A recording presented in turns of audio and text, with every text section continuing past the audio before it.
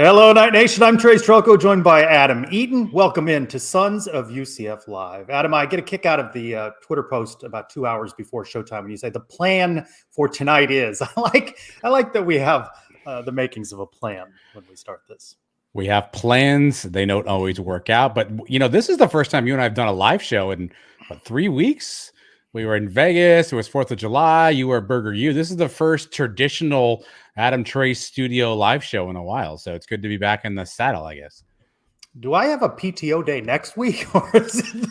I look at the calendar. No, you're on. No, you're here next week. No, the calendar says you're here. I may not be here, but you are here next week. I think about this show, right? We talk baseball, basketball, all the sports, but football, the bread and butter. And the season is so relatively short, right? We spend so many weeks building up to this thing. And it now, the beginning of preseason camp is right around the corner. Yeah, it's that time of year, Trace. I mean, media day kind of kicks it off. You get the juices flowing. Even the UCF Mikes of the world are like, who's on the roster now? Start thinking about questions. Who do we have?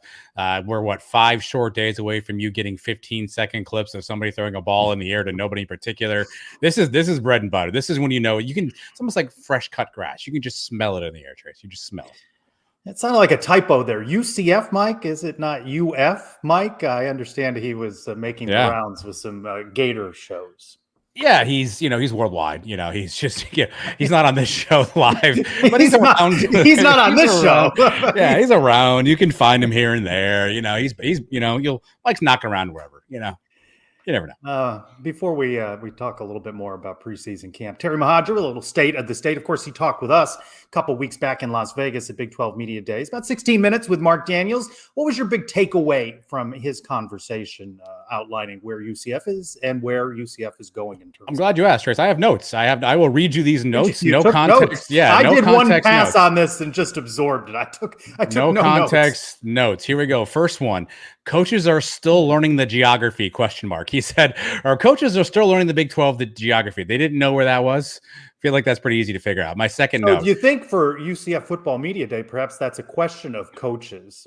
What is the most Western school, perhaps, in the Big 12? Maybe that is a question to ask. I didn't want to break it to Terry, but they're going to have to learn a whole new geography this year because there's even more schools in the Big 12 and more of them that we're playing that we haven't played before. He mentioned 1 year left of the half revenue share. So July 2025, UCF gets the full revenue share. This is the most, Trace, I've ever heard Terry Mohajir talk about a strange word, but a word he used a ton, which is personnel. I haven't heard him talk a lot about personnel. And I thought that was an interesting word because initially I was like, is that coaches? Is that staff? Is that players? Who counts as personnel these days? Who counts as players?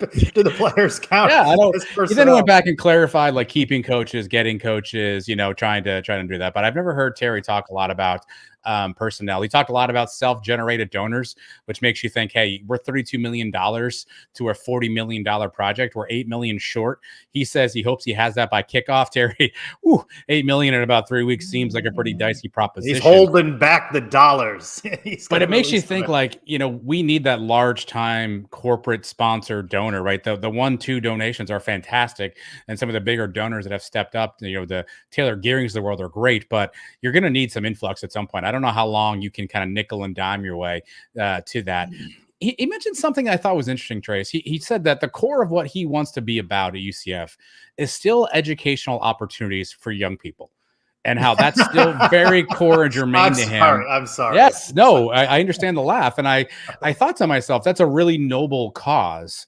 Does that resonate with players anymore? Do players care? Like 5 years ago, maybe that was a cause, but he's talking a lot about education. I think it's great. It's refreshing to hear that. But I just wonder if there's a kid in the living room being like, yeah, your econ program, I don't really care about.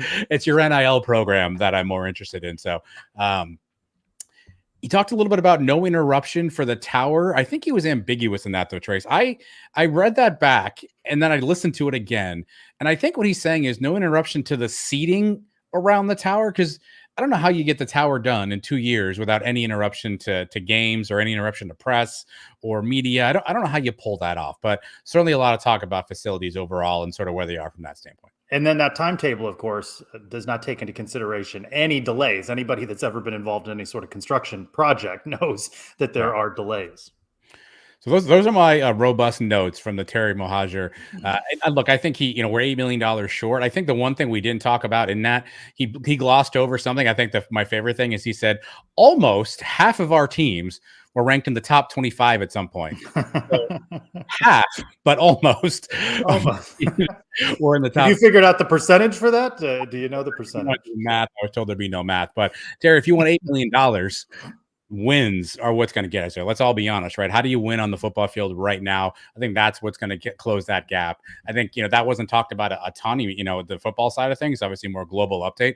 But I think that the biggest thing with all this is if you want to continue to build UCF, you're going to have to win on the field. Winning on the field automatically opens people's wallets. It's a strange phenomenon, but W's in the W column seem to equal dollar bills coming out of wallets. I guess my takeaways are slow and steady wins the race, and they've made progress year over year. You saw some of the graphs and charts that show the increase in donors and the increase in dollars. I still can't help but think that no matter what league UCF is in, they're always poor. It's always the little engine that could. Never amongst the wealthiest, right? So they're always having to do more with less. And when you look at that chart, you see they're looking up at a lot of schools in the Big 12 in terms of dollars. They continue to have to do more with less. Yeah. And look, I think, Terry referenced that. He talked a lot about the full revenue share, how that's going to be a game changer for UCF. But again, that's where all due respect to everybody who's out there in the kingdom, the shareholder society, giving your 5, 10, 25K a year. That's great. And keep doing that. And I think we all appreciate that. But at some point, you're going to need some sort of a larger donor base or a corporate sponsor to really come in and sort of help move the needle a little bit. I don't know where that is yet at UCF. You can think of the companies that are out there that potentially have the possibility of being that, Trace, but I don't mean it like this because it doesn't sound nice, but nickel and diming our way through donations one at a time. It's going to be a long road to hoe for UCF. So either you need a successful 2017-esque season where you have just a dramatic run and everybody's wallets open, or you need to find that large corporate money that's going to be able to come in and really help to buttress the program. I was reading something today, which, makes a lot of sense, but, the Big Ten vaunted Oregon Ducks were at the podium today for Media Day, and they were talking about how Nike and Phil Knight are releasing, Oregon-style shoes that are part of their collective that are being sold for money that go back to the collective. That's an advantage schools just don't have, right? So, I don't think UCF's going to get that. Where do you find that advantage, right? How much vitamin water can we get on campus, Trace? Because I think that's where we need to be at from a revenue standpoint. Did you see the Ohio State spending some $20 million on NIL for football players, just football players? I saw a softball player get $1.2 million to go to Texas Tech. From Texas Tech. That's crazy money. If you and I added up our career earnings, Trace, I don't know if we've made 1.2 collectively in our career earnings. We'll do this offline. But that's I work for a nonprofit. I know where I stand in that. That is a 1.2 for softball. Good. I mean, feels like a tough ROI, but what are you gonna do? Yeah. Don't quote me on this. And in your role as part of Around the Kingdom, you're very good at correcting us on fact errors and educating us at the end of the show. If I'm not mistaken, Central Florida, Greater Orlando has one Fortune 500 company, and that's Darden, behind Olive Garden and Red Lobster. So no big corporate dollars, reside in Central Florida as the corporate parent and headquarters. So, and even Darden at times is a little bit. They've had a few troubles with Red Lobster. I'm going to let the chat be our fact checkers tonight. If there's any other Fortune 500 company in Orlando, let us know in the chat. Well, let's turn the page now. There'll be players and coaches scheduled to report on Sunday. I'm expecting to hear from head coach Gus Malzahn on Monday, a few weeks removed from our conversation with him in Las Vegas at Big 12 Media Days. I thought we did a good job on Around the Kingdom talking about questions both Eric Lopez and I had on offense, and you and Mike went offense, defense, special teams, very extensive on the podcast this week. I want to flip this a little bit and ask you, you're in the media room Monday and you get to ask Gus Malzahn a question. The way the rotation goes, you only get a couple opportunities to ask a question. Let's focus on offense, and over the course of the show, we'll talk defense, special teams as well. What's a question if you had the opportunity to ask Coach Malzahn? And I ask the folks watching, drop your questions in. I get good ideas. People DM me with topic ideas and question ideas. So I certainly don't mind that. I'd love to see some of the comments on screen. But what's something you'd be asking Coach Malzahn about the offense? Yeah, so I don't know if it's offense specific, so I'm going to break your rule already, Trace. But I think I went back and listened to the interview that you did with Gus at Media Day in Las Vegas, and he had one comment that I heard. I talked about it on the podcast, but I don't think we've talked about this enough, and I just wonder where this plays out. So I'm going to play that clip for you really quickly. This is kind of the question or the follow up. I think I'd love to hear from Gus. I think that's the biggest challenge every head coach in America. We got like 40 new players from last year, and the chemistry, the team bonding, which we've done a lot of. So using Terry Mohajir math, that's almost half of the roster. The 85 scholarship players, 40 new players on this roster this year. That's almost half of that team is brand new. What are the challenges with getting everybody on the same page? Like I said to Mike, I feel like overall, we look at this like fantasy football, right? You plug in this receiver, you plug in this defensive end, plug in this O-lineman, you plug all these parts in, and you look at it like a fantasy football roster. But the reality is these people all have to sort of mesh and meld together, play together, communication, partnership, teammates, new coaches. I don't know that we've really fully delved into the amount of change that this team is going to have from last year. Gus has talked about making the changes, but you've got a new voice on defense, Trace. You've got a new voice in the room, and Tim Harris on offense, a returning voice, but a new voice nonetheless. You've got a guy like Darren Hinshaw and Herb Hand, maybe a new sort of role, stepping back a little bit, a new play caller back in Gus. You've got headset communication this year. There's a lot of change. I just wonder how Gus and the staff are navigating all of this change, not the least of which is 40 new players on the roster. Well, I asked him about this being a bit of a reset button as well. And, to that point on influx of new players, I mentioned to you that Cincinnati head coach Satterfield was asked about where their preseason projection was. And he said, we have 47 new players. How does anybody know? And I just took that to mean he doesn't really know either. And to your point, all of these schools, save, Clemson, which doesn't like going into the transfer portal, right? All of these schools across the Big 12 have an influx of players. Who does the best job of molding those guys? And, I don't mean to sound disconnected from KJ Jefferson, but I do feel different about him than I did a Mackenzie Milton or other players that you saw over multiple years. You see this a lot in other sports. Baseball comes to mind. Trade deadline is coming up.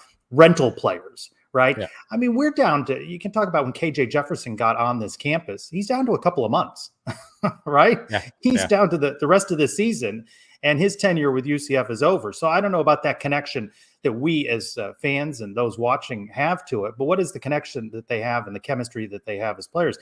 You talk about looking to the guy to your left and the right on the offensive line. How many do these guys get to really know one another? And how much can you bond when this camp comes together? And you'll see the videos. There'll be lunch at dinner at Herb Hand's house, and there'll be an ice cream social and some fun on the slip and slide or some sorts of things that work to bond them. But that's got to come down to players too, working together to get to know one another and build that chemistry. Yeah, and who are your player leaders this year, right? Who are the guys that are going to take, these guys and sort of put them together and put them under their wings and sort of bring things together? And listen, we talked a lot about KJ on the podcast this week. You're talking about offense. He's a much different guy than you had in John Rice Plumlee, who I like JRP a lot, but he loved himself some JRP, right? He was always good in front of a camera, always had a good smile, always had a good story, would kiss babies and say hi to moms and make people blush. KJ is not like that. He's more quiet, reserved, more low key. He doesn't command a room. He's a big dude, so when he walks in, you're like, oh my God, there's a giant human being. But he doesn't command a room with the presence of a JRP. So to your point, how does that play in a room? How does that play with a receiving core that he's getting used to? How does that play with a running back room he's got to work with? And I don't know if that's a knock on him. It's just different. And I think again, that's why I love for Gus to kind of understand your chemistry, your makeup of this year's team is almost completely different than last year's team. What can you tell Night Nation about how you are bringing this team along and how based on what you see now, this will be a successful team? He's seeing more than you and I are seeing, right? So I'd love to understand, what is he seeing in those practices with he says we're doing a lot for chemistry, we're doing a lot for all this stuff. Okay, well, great. What are you seeing out of that, Gus, that leads you to think that once we strap up the chin straps against New Hampshire and Sam Houston and then TCU, that this is a team that you think can be competitive in the Big 12? Well, just when you thought I ran out of poll questions, I did ask. I never thought that. Are you satisfied with head coach Gus Malzahn? 2-1 on this one. Fans say yes, but I think there's some show me in that as well at UCF_Rye. I'm not sure he says who's voting no on this. He says coach is killing it in the transfer portal, recruiting trail, great staff, players seem happy. But Hardos Ian with, I voted yes, but wanted an undecided option. He's haunted by some of the decisions Gus, your play caller, has made in the past. And at UCF WRLD says his offseason work has been some of the best in the country, but hopefully we start to see results on the field soon. It does feel like everything is set up for this to be a successful season. Yeah. Now we need to see those results. And Gus himself has said that in multiple interviews. Yeah, the way I try to phrase this, if I can do the political sit on the fence, are we better off having had Gus Malzahn as our head coach? I think the answer to that is yes. Are we as good as we could be? I think that's the question people are reacting to. They see moments like a Baylor, like a Texas Tech, right? They see things like that. They see play calls at the goal line with Oklahoma and say, ugh. So are we better off that Gus decides to come to Orlando and help build this? I think that's a resounding yes. But are we as good as we could be? I think that's the wait and see portion. So I'm not surprised to see that split, because I do think that's how people think about it. Some people are like, man, we're so glad Gus is here. Recruiting has done this, NIL Kingdom. But I do think there's some elements of saying, okay, well, great, but let's do it on the field. So are we better that Gus is here? Yes. Are we as good as we could be? TBD. It'd be interesting if I asked this question again at different points in the season, right? If the Gators is a win or a loss, how does that look? How they do in conference play? 6-6 last season. Is 7-5 going to make that a 2-1 split? I don't think so, right? So there's still a lot to prove on this. Let's talk a little bit more about this preseason camp with friend of the program. He is former UCF quarterback Nick Patti, joins us again on Sons of UCF Live. Nick, hello. Long time no see. How's it going, fellas? Happy to be back. Football season again. I'm going to start with a little bit of a trivia question for Adam. He likes to spring things on me on Around the Kingdom. Yes. Adam, I texted Nick earlier today, and I said, what was the year of your first preseason camp in college football? Do you know, Adam, what the year was? All right, so UCF, 2012. Oh, and the correct answer is, Nick? 2012. Yahtzee. There you go. Boom. Starting to be a little while ago, though, isn't it? Yeah. My response to that was covering an emoji covering. Before we jump into some. Sorry to cut you off, but my first was actually spring camp because I was an early enrollee. So it was 2011, actually. Was my first. Wow, you love Boise that much? You're like, let me get up there early. Good for you. Good for you, Nick. Yeah. Before we jump into football, how's the family? You got a little family news to share with us? Yeah, family's good. Family's growing. First daughter just turned 2 and have another one coming here in October. So a lot of activity and energy flying around. So good and growing. Well, that is good. Congratulations to you and your family. Good news. All right, let's talk about this preseason camp. You heard Adam say a few moments ago, 40-some new guys, right? That's how different is that from when you played, which again wasn't too long ago. The transfer portal, the influx of guys, that's a lot of turnover in one season. Yeah, totally. And I have a unique perspective having been one of those transfers, right? But we just never had that sort of volume. And I think it's on both sides. You guys talked about chemistry a little bit and the players gelling. And I think it goes both ways of the coaches as well. There's a little bit of a transition when you get these guys in. It's not just working them into their program, their offensive scheme, defensive scheme. It's them seeing them and seeing what they have and saying, man, with this guy, we might be able to change things, right? So it's on both sides. It's a little yin and yang, which makes it even more difficult, because the coaches kind of have to figure out what they have as well, right? And so, I think the team chemistry portion of it is maybe easier now than ever. Guys go to camp together and social media. They know each other. They often kind of keep up with one another. But the playing portion of it is difficult, especially in the camp setting, because reps are so precious and it's really, really difficult to get the 1s, 2s, 3s all playing together. So to rotate those guys in, see what you have, and get them all taking reps together, I think is the most difficult. You just don't have enough time to get the reps. So extremely challenging. And determining who your leaders are, right? Totally. Yeah, I think even more so, right? It's like the locker room stuff kind of happens quick. And like I said, I think, you get to know guys pretty quickly. You sort of, you group up, you're living with guys, the friendly portion of it, I don't think is difficult for guys to get along and sort of gel. But you bring in veteran guys that now it's their first year in the program, but they're, really good players, KJ Jefferson, right? Where immediately he's going to be asked to be a leader. He's going to be, forced to be a leader, and he's going to be kind of pressured on the team to be a leader. And you may have some guys that have been at UCF for a while that's, saying, hey, we've been doing this for a little bit, right? So not to say that is a guaranteed kind of setup there, because they may have, solid enough leadership that starts with the coaches and some of the, upperclassmen, but that's even a dying breed to have those upperclassmen like that have been there for 4 or 5 years, that are the guys that walked on, that now it's their 5th year. And those were sort of the leaders of the team. Right. And that's a dying breed because no one's still around. So the dynamic is just ever changing right now, and it's so different, but I think there's a little bit of an advantage, disadvantage in that, because it's all new to a certain extent, especially the 40 plus players that are coming in that no one's ever really dealt with that before, right? So there's pros and cons to it, but certainly some challenges, man. A lot of unknowns.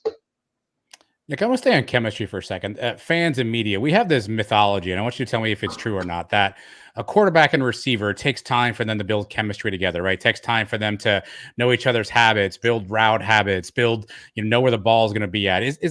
Is there any accuracy in that, or do we as fans and media kind of overblow the need for a quarterback and a receiver to always be in the same page and be, having 1,000 balls thrown in between each other before they can actually kind of gel on the field? Yeah, there's certainly, it's hard to argue that reps don't matter, right? That the more that you throw to a guy and his burst, and it's Rashad Perryman out there, and he's got a little bit extra on a bang aid, or you can give him a little bit more, or he's coming out of his break a little quicker. That, I think, is this stuff. I think it's more the idiosyncrasies of certain route concepts, certain play action passes where you can hold the fake a little longer, or it's got to be a little quicker, right? Or there's a certain coverage, so he's going to break it a little short. So I think it's more so, like I said earlier, the reps of it, but it's playing together in a game more so than practice, right? In practice, you have your route concepts, and you got the scout team, and they hold up the card, and it's a really aggressive walkthrough, right? So you don't really get those spur of the moment decisions that you're going to get from a receiver in a game. So I think more so than anything, and it's hard when you got guys coming in for a year or two and you don't have those game reps. But I think what you're talking about, in my opinion, it really, really matters if you got guys that have played together for 2, 3, 4 years, right? Especially up front, offense, defensive lines, linebackers, and obviously quarterback and receivers. But, as we know, that's difficult. But I think it's game reps more than practice, in my opinion. Well, again, you can uniquely speak to this as a new quarterback coming into a new team. And again, you got to get to know pieces. What's your responsibility? So what's KJ Jefferson's responsibility as a new quarterback with his receivers, his O-line, his running back? What does he have to do? What's his responsibility being the new quarterback on the block? Totally. I think there's an immense, I don't want to use the word pressure, but pressure to learn as much as you can as fast as you can, right? To get up to speed, to know terminology, to be able to direct traffic, to be able to tell guys what to do. It's almost like, boss of a corporation telling someone to do a job that they've never done before. And you come into the program and guys know hand signals, they know terminology, they know what third down they're talking about against West Virginia last year, right? And it's getting up to speed, it's watching film, it's knowing all that stuff, so that when you have those conversations, when you're in 7-on-7 in the summertime, when it's spring practice, spring game, and you're not just trying to inflict your will of how you want to do it now, but I think the urgency is getting up to speed on what's been happening around you, how Gus wants it done, what that communication's like between him, OC, him, and the DC for the linebackers, stuff like that, right? So I think it's getting up to speed as much as possible on how things are done. And the challenge of that is like, okay, well, how do I put my flair on it, right? So, again, if you have good leadership, they encourage that, because good players are good players. And you see someone that comes in, it's like, man, we got to find a way to get this guy in the fold, right? We have to you have older guys that say, how do we work this guy into what we're doing, because he's really going to help us this year, And so that's a factor of it as well. So there's a multitude of things going on with it, but yeah, it's super interesting. That's for sure. From your experience coming out of spring and the time in which you played, did coaches talk to you about, hey, these are the things that we love about you, these are the things we want to see you work on, and how much of an advantage did you think spring gave you going into the fall? A ton, a ton, especially younger. Your first couple years, spring is the time where you get to sort of showcase yourself. Where fall camp early on, everybody's getting reps, and slowly but surely it dwindles away if you're not the ones and twos, and all those reps start to go away. Spring is the time where the entire time, maybe as a young guy or a 2 or a 3, you start to get more reps later on, and the guys that are solidified, probably take less. That's your showcase. And so spring was always a huge time, one, for the guys that were new, that maybe transferred in, because that was no holds barred. You had 7-on workouts. There's a lot more time to spend together to take those reps that we were talking about earlier. But specifically spring ball, I think that it was way more different approach than fall camp.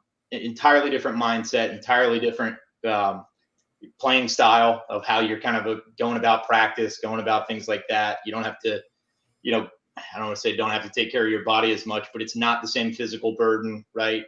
Fall camp is a grind while you're getting ready for the season and preparing for things. It's kind of high stress. You're fighting for a job, where you are in the spring as well, but there's no opponent at the end of the month, right? That everybody's talking about every day. And you're in the building all day, every day. Spring, it's a little more lax. Some of those pressures are off. So I love spring. I mean, I like fall camp as well. It was great, but it's a grind, but a totally different dynamic in the spring for sure. Great question. Well, another interesting thing, Adam alluded to it earlier, it's not only the influx of players, but it's changes in coaches. So you still have Darren Hinshaw there, but now you have Coach Harris back. You still have Addison Williams, but now you have Ted Roof as defensive coordinator. You have Gus Malzahn calling plays again for the first time, for the umpteenth time. How does that impact players on this team with those sorts of changes? I know the new guys won't have had a relationship with these, but the returners have now experienced these upheaval in coaching. Yeah, certainly. I think, every staff that I was ever on really does a good job of kind of keeping that between closed doors of what that gel looked like. We never had, I'm trying to think if I had any kind of co-coordinators in my time. We had plenty of interim head coaches. What does that mean? What do you think that means, co-coordinator? Yeah, I don't know. I don't know that I could do it, and I don't really. It's the same thing with like a pass game, run game coordinator. In my opinion, it means in the preparation, Monday through Friday, the run game coordinator puts together the run script, and the pass game coordinator puts together the play sheet for the passes, and Gus calls the plays on Saturday with whatever those two put together on the card. So it's really difficult. I think, to your initial question, I think about the defense more than anything with like bringing in a Ted Roof, who is accolades, up and down his career. And he's a really great add to the coaching staff, right? And immediately I think there's a question of like, this is a defensive coordinator type of hire. So new, old, whatever, that alerts people of like, if you're going to add someone to the staff, give him this title. And it's certainly a promotion for Coach Williams, but I don't know, right? And so you don't ever want to pass along a chance to hire a Ted Roof, but I think that's where, and this is a whole different conversation, but that's where the Alabamas and Georgias of the world, they just kind of hire these guys as consultants or whatever the hell they call it now, on the side. Analysts. Right. Yeah, they're analysts, but we're still at the point where we got to give people kind of, co-defense coordinator spots. But I think it's great. There's plenty of opportunity for confusion, and I think it's up to the coaches. Every staff I was on always did a really good job of gelling, but it's hard. Nick, some changes this year to rules. So quarterbacks now can have coach communication in their helmet up to 15 seconds before the play. And there's going to be tablets on the sidelines that you can watch in real time. You didn't have the luxury of having those things as a college player. How big a deal is that to have that coach communication in your headset and have tablets live on the sideline that you can communicate with in real time to coaches and coaches in the booth? Man, I had it way better, man. I had George O'Leary in my ear. You can't pay for that kind of that kind of would you have turned your headset off if O'Leary was in your ear? Would you like, just broken? Sorry. I felt like I had a headset on the entire time. Yeah. No, it's incredible. I'm mixed on my answer. So I don't know how I'd feel about a headset. I don't know how, just the way I was and am. I love like the signals, that communication, and then it's sort of on you to communicate. That 15 seconds of communication, I think, is a really long time to be talked to. And if you've ever been on a headset, if a coach can talk to you, he's going to take every second of the 15 seconds every time. And so, in my opinion, I don't know. I think that's a gel that quarterback and coach certainly can work through together and have that communication of like, listen, I need you to shut the hell up and for a second, just give me the play or give me this, etc. The tablet thing is awesome. That you would have said that to George O'Leary? That would have been you? Well, yeah, maybe. I probably would have. I definitely said that to him before, but it's one of the things that you sort of got to know about O'Leary is he sort of liked the guys that would chirp back at him. Not in the moment, but if you ever got into it with O'Leary, he'd always kind of come over to you and pat you on the back and wink at you. He always kind of liked that, the guys that would chirp back at him in a constructive way. But yeah, the tablet thing is awesome now. That would have been pretty cool. That I think is an extreme advantage. We had a phone and you're talking to the guy in the booth and you knew you throw a pick to the rolled safety and you knew right away, but like seeing that pre-snap and where guys are and how it affected the play and your eyes, that all of that I think is a really cool dynamic to the game. So that's really cool for those guys. I think it's gonna be cool. Nick, we're talking coaches. So there's an anonymous survey done, and Gus Malzahn of Big 12 players was selected as the coach players would most like to play for. I know you haven't played for Gus, though, but as a player, what were the things that you valued in a coach? What were the skills? What were the intangibles? What was the personality that you valued in a good coach? What are the things that you looked for? Totally. That's a great question. Man, to think about that, I had every aspect of that pendulum to that spectrum, from Chris Peterson to George O'Leary and beyond. I loved to be coached hard. I really did. And there was a constructive way to do that. My time with Coach Peterson, he was always really good at, he would coach you hard. He'd get on you, but he would do it through his coaching staff. And then that would be passed down. So there was like a structure of that. So it was a pecking order. He'd tell assistants, you're either coaching it or allowing it to happen. Either way, get it fixed. And it was the assistant's job to do that, right? So he'd coach the coach, and the coach would coach us. But at the same time, there was a respect there. That's a really good question. I've never been asked that before, and I love that. I loved. I'm gonna throw a name out there. Everybody's probably gonna remember this guy, Mario Verduzco. Yeah. I got to play for was in probably one of the most interesting years of my life being coached by him, because he was a genius on the field and his brain worked differently than anyone I've ever been around. He was absolutely a football genius, but he was kind of a genius in all aspects of life. He would talk to you about Beethoven and Mozart and Picasso and once spoke in the wheel of good and bad, and he had so much to give. But he would coach you really hard on the football field, but he was consistent. Maybe that's my answer. The biggest quality in a coach was consistency. There was nothing more frustrating than a guy that was your friend during spring camp and spring ball, and he loved you, and he was going to bat for you in the meetings. And here comes fall camp, and he's backing the other guy, and he's, changing the script when you take reps and that shit, when it's just like, what the hell happened? The consistency of communication, and I don't mean always backing or, champion a guy, but just consistency of, coaching, mentoring, pouring into, that was the biggest thing that I always appreciated, guys that were consistent. Brent Key was a guy that was extremely consistent, for better, for worse. He was who he was, and he was always extremely consistent. You knew what you were going to get from him. George O'Leary, same thing. Robert Prince, they're just guys that you'd show up and you knew what you were going to get. So, that's a good question. It's a cool call. Nick, you mentioned that you like to be coached hard when you were a player. Do you think players today still like to be coached hard? Do you think is that something that's kind of gone away a little bit with some of the new changes and rules and some of the new things that are happening with social media? Yeah, I think it's definitely a narrative that's taken over, that everybody's soft and it's kind of going away. I don't know. Yeah, I think that's stuff that you could really tell in a locker room of guys that liked to be coach hard and guys that couldn't take it, right? And certainly wasn't a thing where like a guy got coached hard and always answered the bell, right? You might have still kept throwing picks or getting your ass beat on a, pass rush, whatever it is.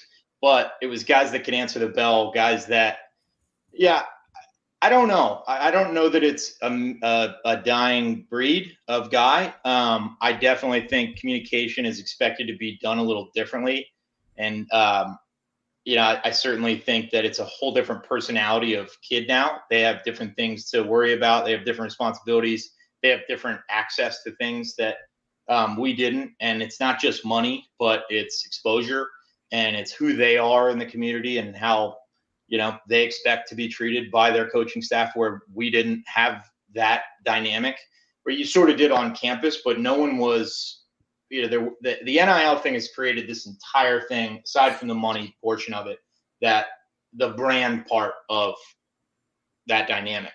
I think that's what has poured into your question a little bit, in my opinion, is where does that leak onto the field to where we can't when we walk between the lines, like coach me, coach, and get it right. And I'm not just saying scream at me for the sake of screaming at me, but coach me hard and coach me, and let's get this fixed, right? I think that's the good question of like, where does that pour over to where I know you're crushing it in the NIL world and you're making a ton of money, everybody loves you, and you're getting cars from the, car dealerships, but quit throwing into cloud coverage on freaking second seven and being able to take that as a player. That's a good question. Nick, one of my favorite hypotheticals of all time is, what would the transfer portal era have looked like under George O'Leary? Oh, boy. One of my favorite hypotheticals. I can tell you, we might. I played on a Pop Warner team one of my last years of Pop Warner that had like 12 kids on it, and every week it was like, can we field the team or not? I think it might have been pushing a week of guys in it. Everybody definitely would have been pending in the portal, that's for sure. But luckily they didn't have it, because that team ended up doing some good things for Frost. Some of those guys that probably wouldn't have been there. Nick, when is the baby due? October 12th is due date. So we need to schedule you back before then, well before then. Yeah. So, I'll probably be available. So I saw earlier the donation opportunity. I'm in my office tonight, but next time I'll do it from home, and we'll have a cameo from the kiddos. There we go. All right. Good deal. Nick, thanks. Say again? I'm hoping to make a game before baby comes, hopefully. So. You better do it before the baby comes. Nick, good hearing from you. Welcome back to Sons Live, and we will chat with you again soon. Thanks, fellas. Always fun being on. Nick. Good to see you. Thank you, Nick. All right, some good insights from Nick. I love the hypothetical George O'Leary question. There's two hypotheticals of all time I want to know. If the transfer portal existed while George was here, what would happen? And if the transfer portal was open in 2017 after Frost went to Nebraska, what would happen? I think those are the two hypotheticals. I never want to go down there. Nick is shaking his head in the chat. I can see him now, but I never want to go down those roads. But those two are the ones that like would keep me up at night if that was a real thing. All right, back to camp opening on Monday with Coach Malzahn. You're there at the presser. What's a defensive question that comes to mind for you that you want to know, in addition to the great question you have about the chemistry and bringing in all the new players? Yeah, I mean, look, UCF was 129th in the country last year and stopping the run dead last in the Big 12. Coach, what 129? Who were they ahead of? Exactly. I don't even want to look up. Sam Houston, one of those. Let's hope so. Coach, what were the improvements? What are the improvements? What are the things that you're doing differently on defense? I think that's a pretty simple question. I think a deeper question, Trace, that he won't answer, but a question that I have is, there's a gluttony of talent in that back half of the defense, that secondary group, right? A lot of young kids, a lot of transfers coming in there. How does that sort of that back secondary, the back five, if you will, how does that shake out? Because there's a lot of potential back there. I'm just curious what that mix will look like when you think about the young guy. And they're not even young anymore. Mike corrected me. I keep calling Damari Henderson a young player. He's a junior already. He's an upperclassman at this point, right? Braden Marshall's a sophomore. I keep calling these guys the young guys, but they're the upperclassmen. But you have the Henderson twins, right? You have Braden Marshall, but then you bring in a guy like Ladarius Tennyson, who's coming in with a ton of potential. You bring in a guy like Antoine Jackson from ECU with a ton of stars. How does all that come together? I think the secondary is going to be really interesting in the 2024 season. All right. What about special teams? Look, I think the boomer question is the obvious one, right? So that's I don't want to call it a layup. Well, but if you want to what's your obvious question? To me, the question that if I have opportunity to speak with Colton Boomer is going to be, what happens when you miss? Because you're going to miss, right? And I don't think he knows the answer to that question. I don't think anybody knows the answer to that question. And it's not what happens when he misses. It's what happens when he goes back on the kick after the miss. Well, that's what I would ask He Gus. Can't miss two in a row. If he would answer, I would ask Gus, what's the leash for Colton Boomer? Is it one kick missed? Is it? He's a guy. He believes in him. Yeah, he's not going to answer. Hitting it upright. Are we out of here? Like, what's the leash on, or Grant Reddick for that matter, right? What's the leash on the kicker this year? But I think the underrated stat, Trace. I put this on the podcast. I want to make sure I get this right. I was surprised by this stat. Mitch McCarthy had the lowest, or not, I guess it's not Mitch because it's the entire punt unit, so I don't want to blame it just on Mitch, but the lowest net punt average. It's downing the ball, right? It's penalties, it's the net yardage factor, right? So the lowest net yardage in the Big 12 in punting last year was UCF at 35 yards a kick. That was the lowest in the Big 12, right? So we did not flip the field at any regularity last year. In fact, we kind of gave back the most yards on our punting game. So again, how do we shore that up this year? What were the breakdowns last year? What's changed in the punt unit this year? What's changed in Mitch McCarthy? I know we have that rollout rugby punting style, but dead last in the Big 12 in net punt yards. Again, I think that got underreported. I don't think we all saw that last year. And there's some noise in that, right? If you had a short field, right, you're not booming kicks. I get all that. There's some noise in there. But on a 12, 13 game season, those things will average out. So how do we improve the punting unit? Like, again, we spent a lot of time on Boomer last year, and maybe Mitch McCarthy owes Colton Boomer a fruit basket because we spent a lot of time looking at what was going on in the kicking game and not much time looking on what was going on in the punting game. Yeah, and it's been so long since there's been any notable returns in the punt and kickoff game, right? That's another area. You remember that. You got to win all three phases of the game. I heard that somewhere. How often has UCF been winning the special teams phase of the game? And certainly, I don't know that there are a lot of schools excelling at it, on the return game, but the stat you have there on the punt returns or the punts was an interesting one. And then really quickly to respond to Drummer Boy here, I'm a big Colton Boomer fan. I've said on the show numerous times, I think Colton Boomer is a great kid. Please stop jinxing him. I think he's a great kid. He's a great player. I don't think he's going to make kicks whether or not I open my mouth or not. But I think we're all rooting for Colton Boomer. He's a really good kid, and I think we want to see him be successful. So I don't. If my mouth moving is jinxing Colton Boomer, I'd be shocked, but accept my apology in advance.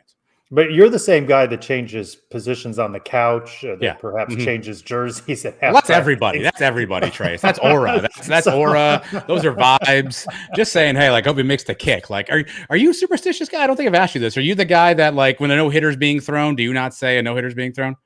No, I don't know that I'm so much superstitious, but I don't like, we were talking before the show, I don't like putting any sort of negativity out there that could boomerang back on me. Like the people who call in sick and they're not really sick. I don't like doing any of that. I think it's just it invites bad karma and things. I don't like doing that. Okay. All right. That's commendable out of you. That's why I tell you about my PTO days. You've never gotten a Wednesday night call. I can't show you right now. I have a whole calendar I had to put on the wall now just to track your PTO. I'll tweet a picture out of the Trace PTO calendar. That seems unnecessary. But anyway, limited news and notes, but do have one that there are several nights with that'll be in the Olympic Games. Are you an Olympic guy? Where are you at on the Olympics? Do you look for the obscure? I know you like the basketball.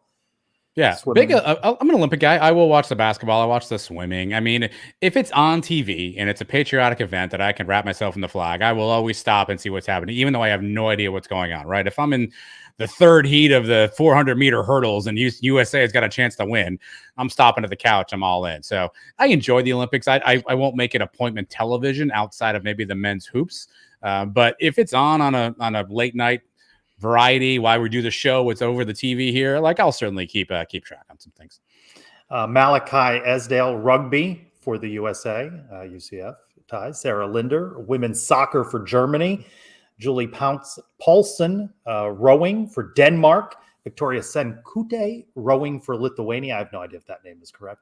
Kristen Thomas, rugby for the USA. And Kyle Kuhn, Paralympic triathlete for the USA. It will be in the those Paralympic games. So very That's really cool, though. You think about, we talk about football every year, right? Like you wait 4 years for one moment, right? Every season we do the doldrums again of like, it's spring ball. Who's going to be the starting? But like you wait 4 years for your one moment, like the amount of which pressure, could be 10 seconds, or less, right? Or it could be over before you know it. And you got to wait another 4 years, potentially get yourself back on track. And that's just the sheer gravity of the Olympics, I think, is what makes it such an awesome event to watch if you're invested in it, because somebody's been working their entire life for that 10-second run.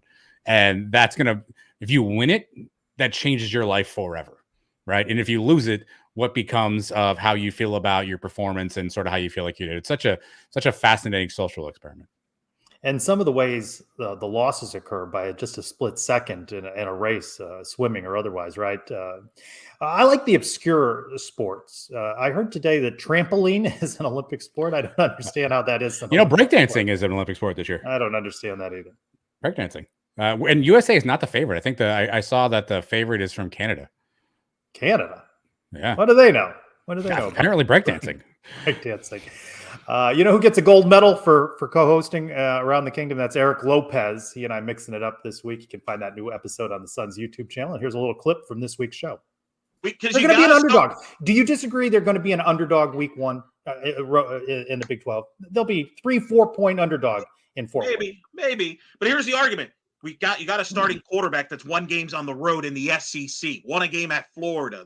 That's the difference. You've got a quarterback that's been there, done that. I gotta believe, Trace, that a healthy KJ Jefferson can make a 1 to 2 game difference. I'm saying it right now, Trace. If for some reason KJ Jefferson finds his way to New York for the Heisman Trophy, we've got to get Eric Lopez there.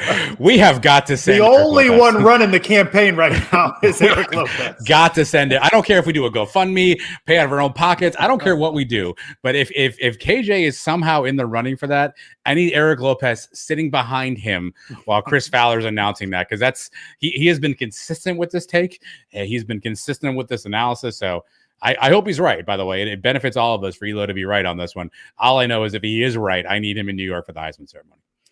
I don't know that I've heard this. Let me ask you this question. Where are you emotionally as this camp begins and going into this season? Are you on the hopium? I'm a bit skeptical. Elo's all in on UCF being a 9-10 win team and KJ for Heisman. I'm more grounded in this. I still see 4 losses there. Where are you? I don't think you've tipped your hand on what kind of season. Ooh. Are you excited about this camp opening next week? What's your emotion here in year 4 for Gus Malzahn? Definitely excited, obviously, because football's back, and so excited to see the Knights play again. I've got a 2 Adam situation here, right? Because Adam wants to say the UCF Mike, we're going to go 13, 14, 15-0. This thing is going to be a wash, right? Realistic Adam looks at the schedule, looks at the roster, and says, hey, we've got all the pieces that we need to compete. Like if you go up and down the board, we've got all the check this position, check that position. But here's my challenge. I did that last year too. I looked at that exact same roster and was like, yeah, we're good. Yeah, we got this here. And you would think we upgraded, we got better. I'm concerned about the chemistry. How does all this stuff come together when it becomes, fourth quarter, 3 minutes to go, UCF down 4, and we need to drive down the field to beat TCU? Have the guys had enough opportunity to play together? Have the coaches had enough opportunity to kind of lead through that environment? That's the part that scares me. I know we have the talent. I know you stack our 11 against your 11, and I feel pretty good that we can compete, if not win, most of those battles. It's once the randomness happens, can UCF kind of hold serve? That's where I get the Trace Trilco in my ear going, 4 losses, and I don't know what to do with that. When I look at the schedule, I start to talk myself into 5.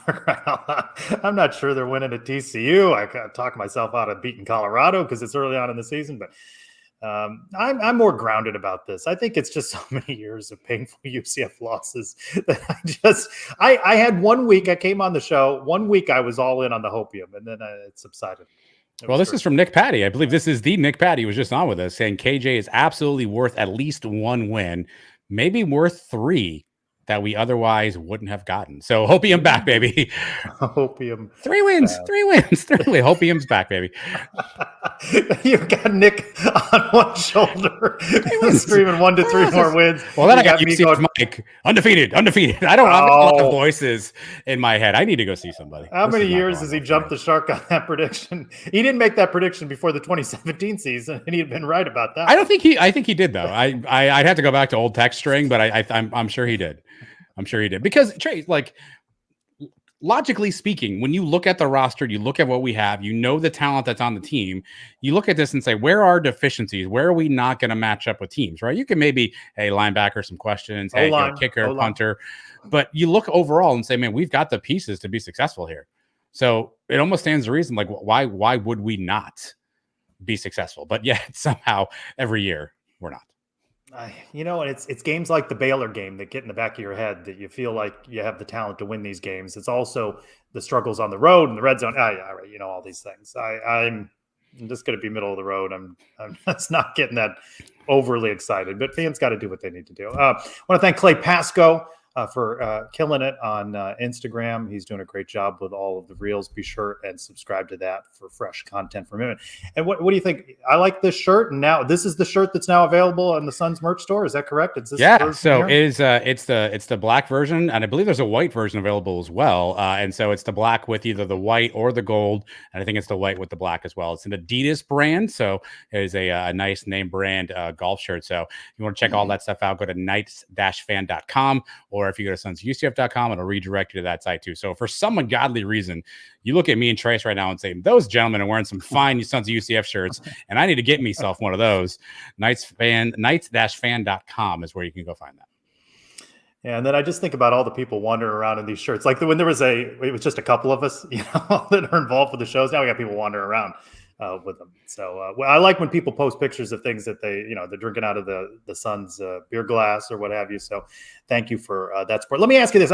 I've been asking this for a couple of weeks. I asked about it last week. Did you make that edit on the mailbag? Because if not, I think we should just skip the open and go right to the questions. I did make a change at your request. You have been asking for a while. A change has been made. I don't know if this is going to pass your muster, so I'm going to play it. So what have I been change set has up been made. for? No, I think you're fine. I think what you asked me to accomplish, I think I accomplished. But I'm going to have to let you tell me how you feel about this. So it's a mailbag. So what? So what? Do you know whose mailbag that is? It's that time again. Time to open the Brian W. Peterson Sons of UCF mailbag. Because I don't really like any of these guys. None of them are my guys. Oh, hell yeah. Does that work? Is that better? I like it better than the hell yeah coming after shirtless Brian W. Peterson. So all right. I like that. Okay, you're welcome. You're welcome. It's good to see Mike a part of the Sons of UCF live show. Yeah. I mean, that's not his guy. What do you want me to do? Yeah. All right. Zeebles UCF. Which Gusism will be used most often during fall practice? A, blank is a real football player. B, he's still learning the position. I think we've moved on past that one, I hope. C, you need to prove it on the field. There's truth in that one. D, something about Cam Newton or other. I'm going with he's a real football player. I think that should be a counter that you do on the Suns pod coming out of the Monday Gus pressers. I don't know how we keep track of this, Zeebles, but this is the best question I think I've been asked on a mailbag in a long time. I don't know how we track this. I don't know because he does some scrums. He does some stuff with other, but so here's the nuance.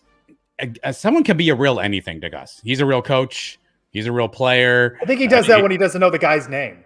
Absolutely. Yeah. No, that guy there is a real player. Yeah, that guy there, he's a real coach over there. So I think anyone can be a real anything. So I need to understand, is it just real players or like, oh yeah, it's a real cheerleader right there. Like I need to know, does that count for everything? So that's my answer is A, but I need to know if there's nuance, if I can get real coaches, real trainers, real PA announcers, real cheerleaders, whatever I need them.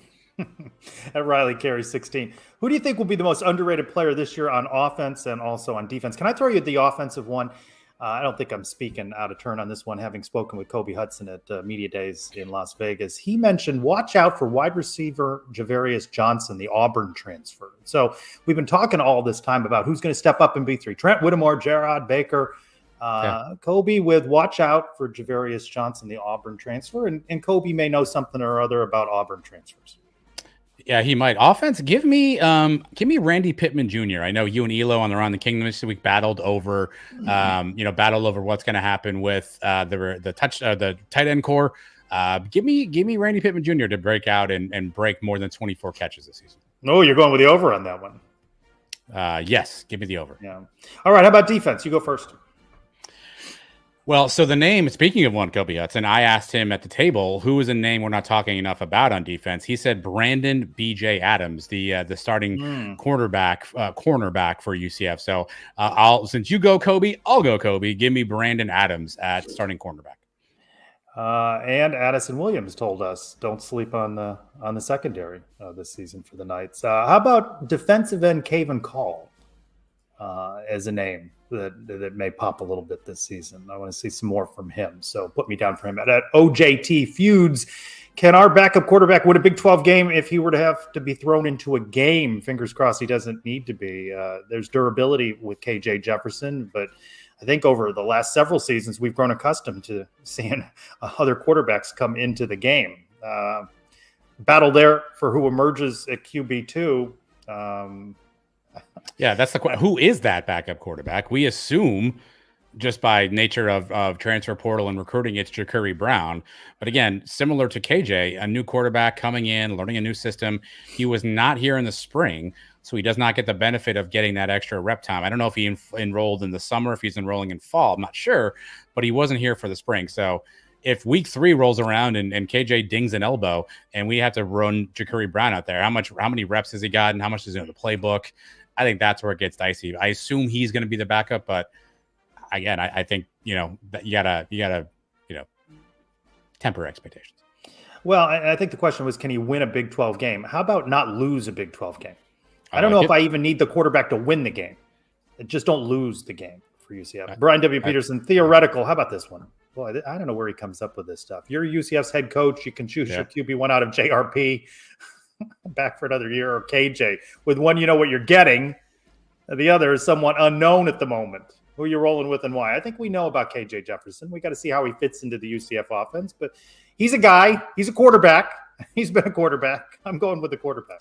He's a real quarterback. No, look, I love JRP. He was a great representation and a great embodiment of Knight Nation. But I think skill set wise, I think you've got something unique in KJ that JRP maybe didn't have, with the ability to throw downfield. So I'm going to go KJ on that one.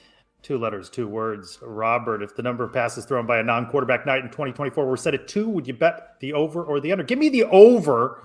Some sort of running back, some sort of Harvey touchdown pass. So I'm going to go with the over. Yeah. At Golden Knight _2, what's an experience or privilege at the Bounce House that's been taken away you'd like to bring back?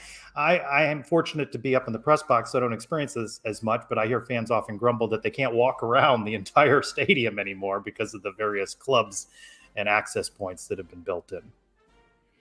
That's a great question. One of the only things that's been sort of retired is the shaking of the keys. I don't know if anybody wants that back. Yeah. Maybe Frankie Valli? Bring him back? No. You're clamoring for that? I'm not. No. Lonely Bee UCF. Is Vegas on the Mount Rushmore of overrated cities? Yes. Well, you tell me, Trace. Yes. I'm 1,000% yes. If I ever go back to Vegas but again, what are the other 3 on your Mount Rushmore? Do you have 3 others? I do. San Francisco is 1. It's changed a lot in recent years. San Francisco, 1. LA is 2. Downtown LA specifically. I mean, if you're going to the suburbs, you're going to the Hollywood stuff, like you're fine. But downtown LA, not a place you want to be. I struggle with a 3rd. Atlanta's got a lot of congestion. I mean, it takes you a million years to get around Atlanta, although a nice city. So I don't disagree with Mario, actually. I mean, his three are New York, San Francisco, LA, the bigger ones. Again, I like Atlanta. It's just so hard to get around there.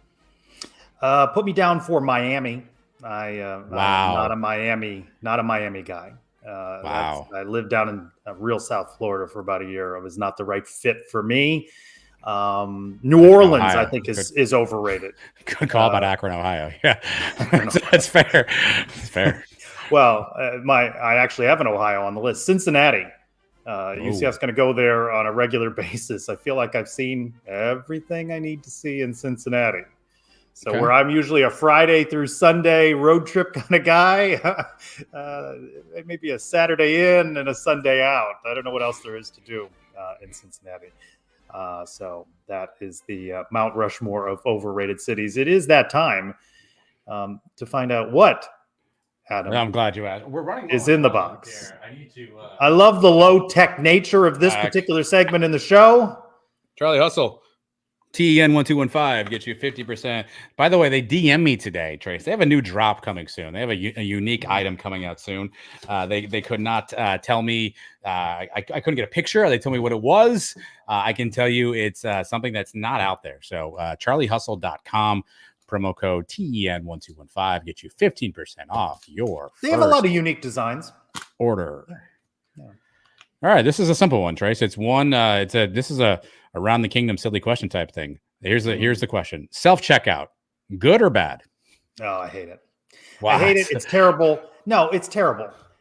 Okay, one, you're putting people out of work, but let's ignore that point for just a second.